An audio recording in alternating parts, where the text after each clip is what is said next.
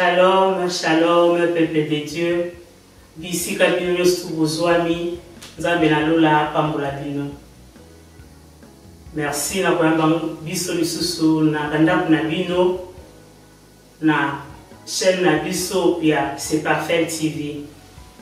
Oui, bien aimé dans le Seigneur, na yebi ke to passer lisusu moment malamu na poko na lelo. Bien-aimé dans le Seigneur, c'est vrai, Naëlibiso thème moko, oyo vraiment ezali très important pour Nabiso bana nzambi. Thème Nabiso ya mukona lelo, bien-aimé dans le Seigneur, ezali demander une puissance. Soki naye na thème wana, c'est parce que Nzambe alobeli la kinga mingi. Kola lobelinga mingi, étant que moi Nzambe, étant que servante de Dieu, Nzamba lobelinga kinga mingi, c'est pour cela. Naebe tout partager na bino expérience oyo ensemble. Naebi ke eko édifier moko na moko bao ba kolanda. Pourquoi n'a pas si témoin a demandé une puissance? Donc, avant de kota na kati ya lisolo na biso. Histoire tozo partager na poko na lelo, eza na kati na livre ya Matthieu. Matthieu 17, to badi na 14, to kititi na C. Je lis la parole au nom de Jésus. Lorsqu'ils furent arrivés près de la foule, un homme vit se jeter à genoux devant Jésus et dit: Seigneur, aie pitié de mon fils qui est lunatique et qui souffre cruellement.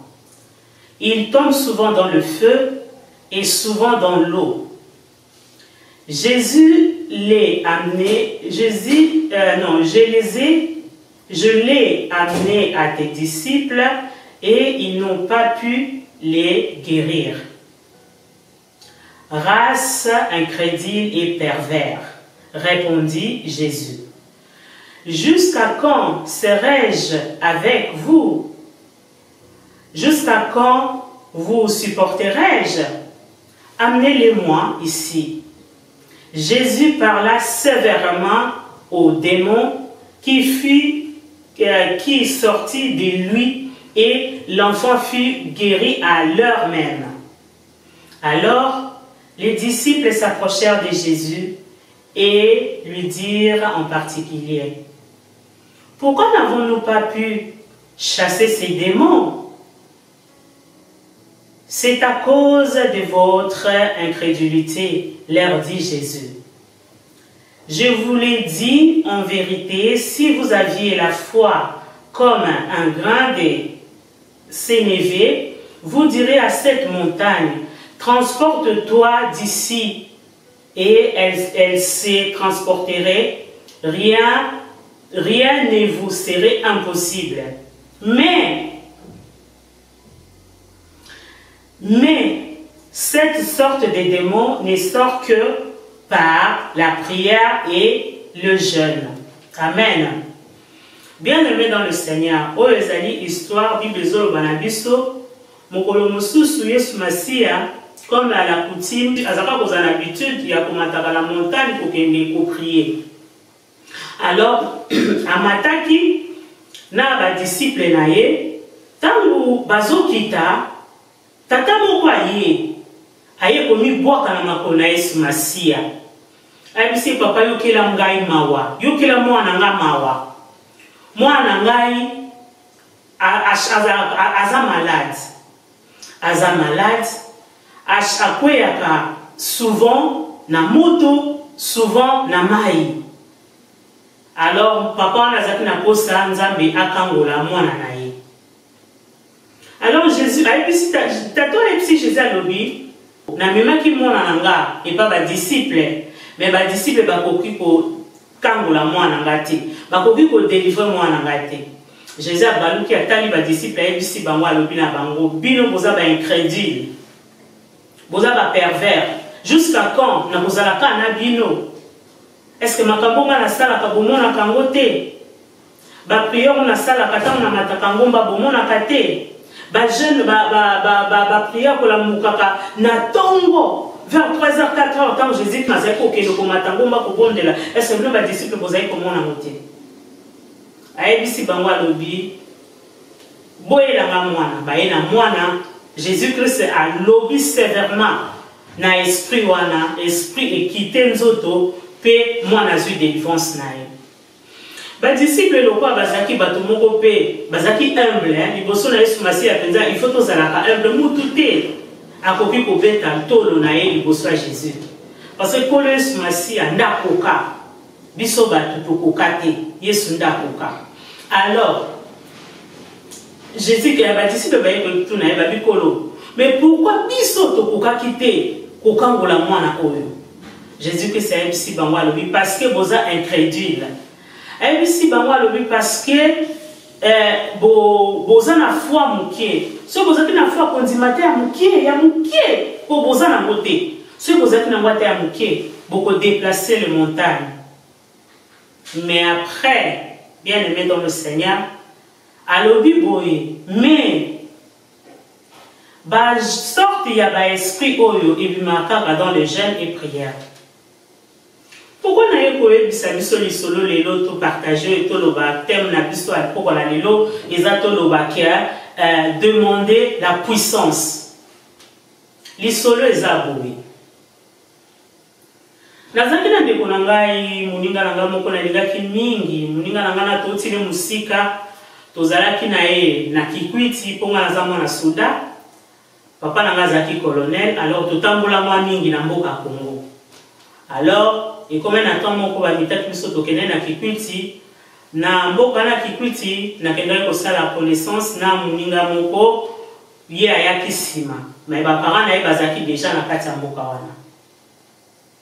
Alors wana nazalaki na 21 ans muninga na ngai nazalaki na 19 ans tokoli pe baneleki na 99 ye 97 ye aye Kinshasa après Poto ngape na Kinshasa na vandi des années après ngape na Ekoya mais ye avana na mboka Londres muninga na ngawana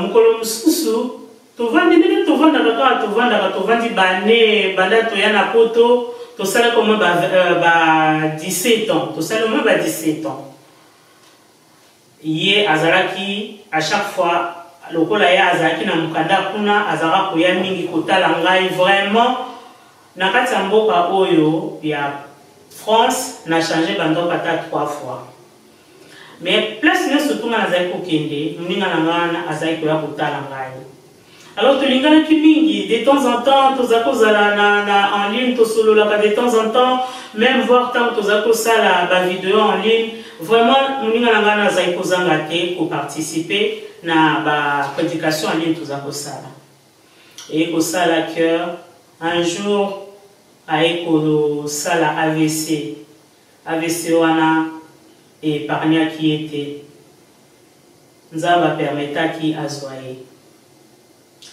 tango azuye ezalaki pasi ti lelo ezalaka pasi ya motema na ngai mais nalobaka kaka nzambe ezwa lokumu parce que eza nzela na biso nyonso.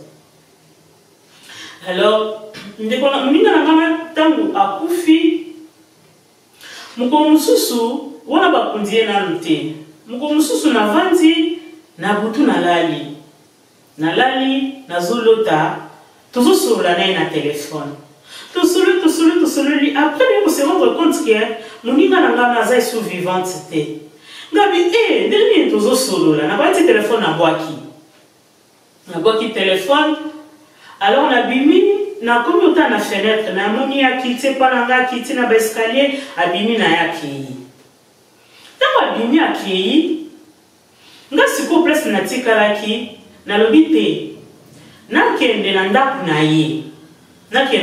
ye nakende koyebisa makambo nga na moni alors tango nakomi na ndaku nakomi pa na ye namoni ye muninga nga azaki deja ya okufa eza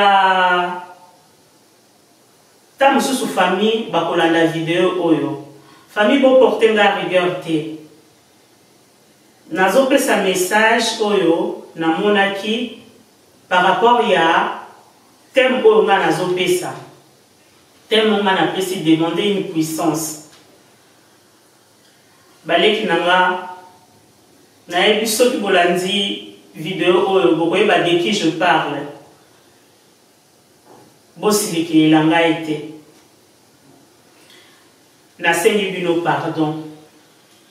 Alors bien aimé tant na komi na ndako na ye na ndoto tant na komi na moni muninga nanga azobima sikoyo na ndako abimi akiti escalier na tuni bato bazaki pembeni nalobi est-ce que bozomona makambo nga nazomona bato bayebisinga babi tozomona eloko te bozomona eloko te nga bite balobi nanga te tozomona eloko te nga bi o benga nazomona makambo bino bozomona te bayebisinga te tozomona te bamomoninga na ngai abimi ntango sikoyo namoni akomi koya pembeni na ngai nabandi sikoyo kosambela nabandi kosambela o ntango ye azobima na ndako na ye na ndoto ntango azobima na ndako na ye abima aya place nga nazalaki donc eloko ekusaki ye aya place oyo nga naza eza nga nazalaki koprie priere na ngai ezalaki ke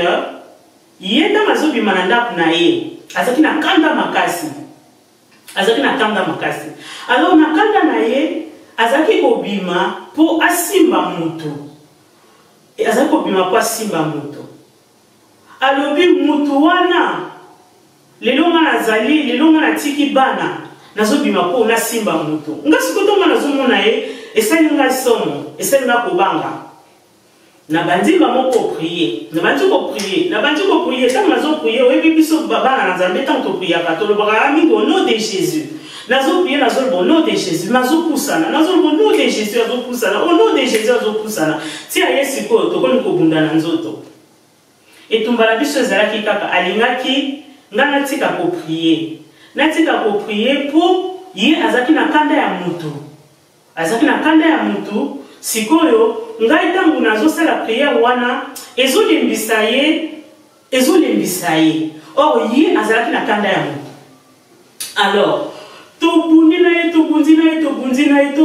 ye nga nazoloba au nom de Jésus bien aimé dans le Seigneur au nom de Jésus na nga ezalaki na nguya te tobundi tosimeli nzoto tobundi tina un moment nalobi bon totikali nzoto ye akei nga mpe nakei me nga nazongaki na pasi na motema nazongi na susi nakinaki koluka mama na ngai mpe c'est une servante de Dieu aza mpe pasteur naki nayebisi mama na ngai nabi mama tala makambo na moni wana kaka na ndoto tala makambo na moni yango na ye comme ça to prier nga na yo ensemble omoni bible lobi oyo baza fort prier pona oyo baza faible nabi maman aide-moi dans la prière naye kolamuka ntango nalamuki naokaki lisusu mawa parce que moninga na nga wana nazalaki kolinga ye alors naoki lisusu mawa nde namoni lisusu ke nandomona ye lisusu te epesaki nga lisusu pasi na motema nalamuki na ntongo nabondeli nzambe eleki mokolo mosusu nalali nazolota lisusu nazobunda na mwasi moko ndoto yango nayebi te ezalaki ndenge nini me ezalaki ke nazobunda na mwasi nazoloba au nom de Jésus bien aimé dans le Seigneur au nom de Jésus nanga ezalaki na nguya te nalamuki na tongo nazalaki vraiment abattu nayebisi Seigneur na bi nafukami na bantu kosala na bi Seigneur ngai nde naza boye namiyebi ke nabangaka yo natambolaka avec la crainte natambolaka na obéissance mais nazo comprendre te comment se fait-il que soki nazobunda na bato nazoloba au nom de Jésus nanga ezalaka na puissance te wana nazoprier sikoyo ntango tant nazo bondela mbala moko cet esprit zongisina na kati na livre oyo ya Matthieu na kati ya histoire oyo ba Jésus Christ agangela ki ba disciple ba episi ba lobi mais pourquoi biso tokoka ki ko benga na milieu mwana te nde Jésus Christ episi ba mwa lobi ezali na ba esprit mususu ebimaka dans le jeûne et prière. Alors tant ba lobi nde mwana ngana ebisi mbala moko na lobi esengo sengo. Bien aimé, il faut biso bana na nzambe tozalaka na communion, tozalaka na contact, tozalaka na relation, tozalaka na lisolo na nzambe. Bien aimé, si vous allez un chrétien, une chrétienne, mais tu ne pries pas, ta vie de prière est limba, ta vie de prière vraiment comme fatigué, comme faible. Bien aimé, bon de la nzambe. C'est le Saint-Esprit à fortifier, à télémissa, parce que c'est très important. C'est très important, bisouba na nzambe, tous à la relation permanente, tous à la kata surtout na lien moko permanent na nzambe. Lui-même qui était Dieu, mais tout le matin, quand il faisait encore l'ombre, il y a zaki côté les mains pour aller prier. Il y a un autre mona, tant que Jésus Christ a dans la journée, il faisait que des miracles. Azaï ko sala ka miracle parce que vie na ezalaki prière. Na tongo tangu ye ala mukaka akena ko senga puissance wana lisusu. Po muko mususu atuni tangu mwasi a perdre sang simbaki alobi a senti que puissance moko elongwe. Donc tous les jours quand Jésus Christ azalaki ko sala miracle, puissance moko ezalaki kolongwa kati na ye. Alors, pour la cause qui s'attend en nous, il faut dans la prière, il faut dans le jeûne. Yangwana na eto solo la mkona lelo. Ngai natambola kana kubanga nzambe. Nazaka seule journée sili na poko na mitu na nabi avant na nabi Seigneur natamboli ndenge nini lelo. Est-ce que soko ina poko na lelo, soko itanga na lali, est-ce que na kumona yo? Na lingaka mingi pour zala droit liboso na nzambe. Alors il s'est fait que tant que Saint-Esprit a l'obélinga il comme un message ou un épaissinga courage.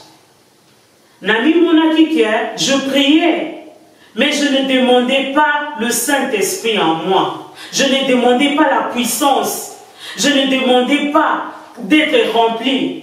Oh, muta kokoton di sabiso na puissance, muta kokoton di sabiso na autorité spirituelle. Ezaka ka Jésus-Christ, ezaka ka Saint-Esprit. Maman mon comme ça, bisabi, maman jolie. Yo penza na sabi connaissance na ye na 2012, maman va en Angola, nzaba pa ngolo maman bisiko zali.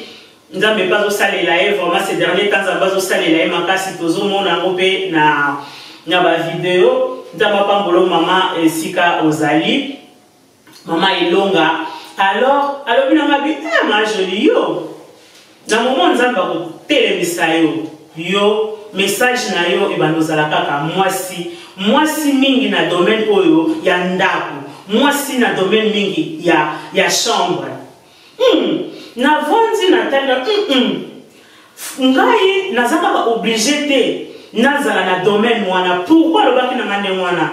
Parce que batebele le baka na même bana nga batuna nga ba mama tango lo baka oyembaka olobaka tolalaka ya mona koma eko sanzambe na le Seigneur mets de l'autorité dans ma voix na ebiti autorité na kati na ya voix na ngai mets de l'autorité na kati ya regard na ngai mets de l'autorité en moi, donne-moi la puissance.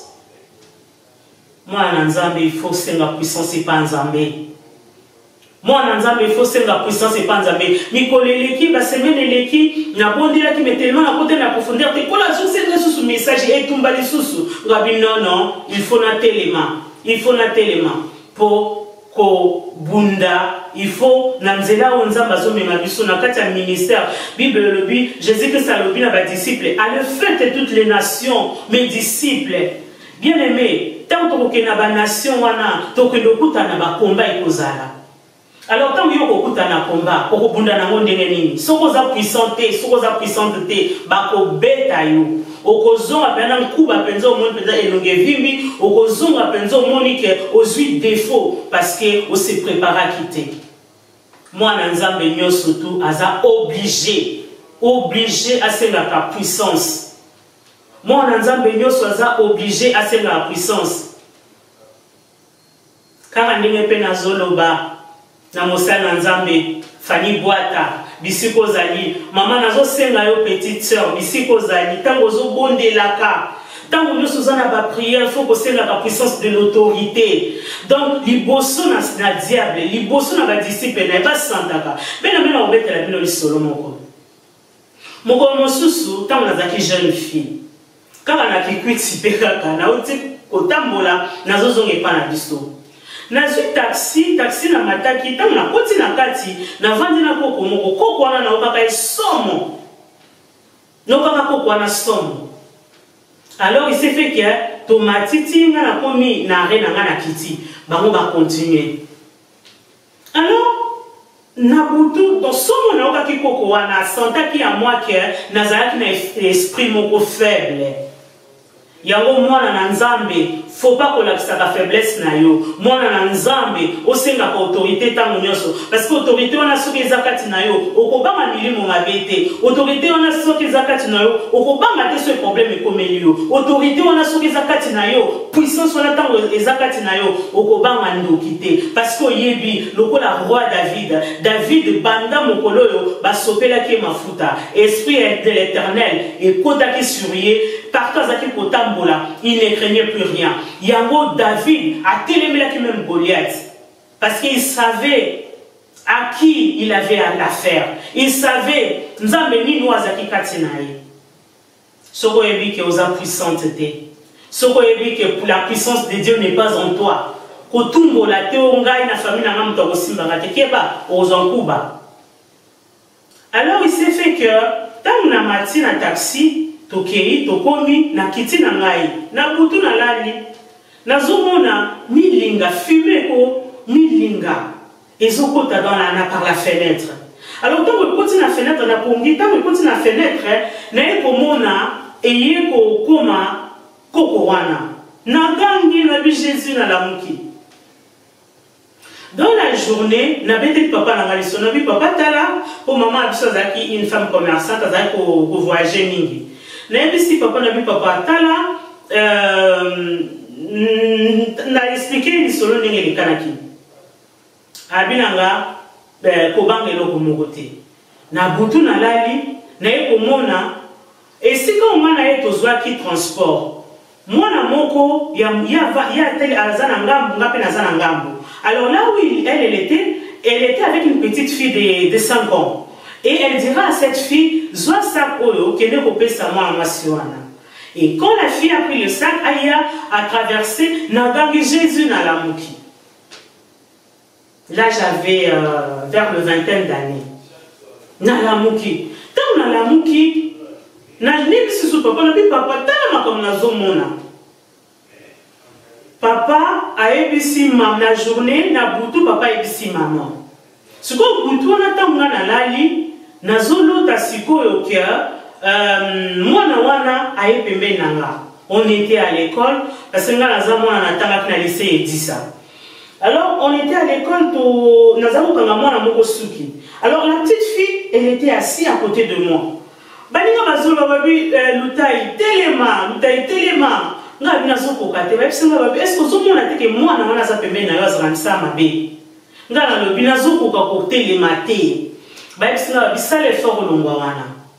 Alors nous avons quand même moko suki et moko makasi moko yena télé na télé manaki le watu ngai ozokende wapi. Est-ce que yo mona kite ke ba pesa inga sakone ya boutique la yo bien aimé ngana lobi ko bongo sako ya boutique na ngana osana moni ay bisinga lobi na ngazwa sak yo moko obebele ko osana ngo afungoli sak bonyama zamba ya popola na gangi Jésus na lamuki na kimimba una shamba ba parents na bibozuti kama bopo ani na koya kokufa papa lobi me makambo nazoyi bate ezo utawati azuka ka bible apesinga lobi zwa bible kende otanga. Alors maman abiso lamuki yana biso mibale azape évangéliste. Alors na ke pa na ye na ebisi na maman expliquer makambo ne sunga za koleka yaya prier pour ngai banda mukolo wana na tsaka ko mona susu ko wana te.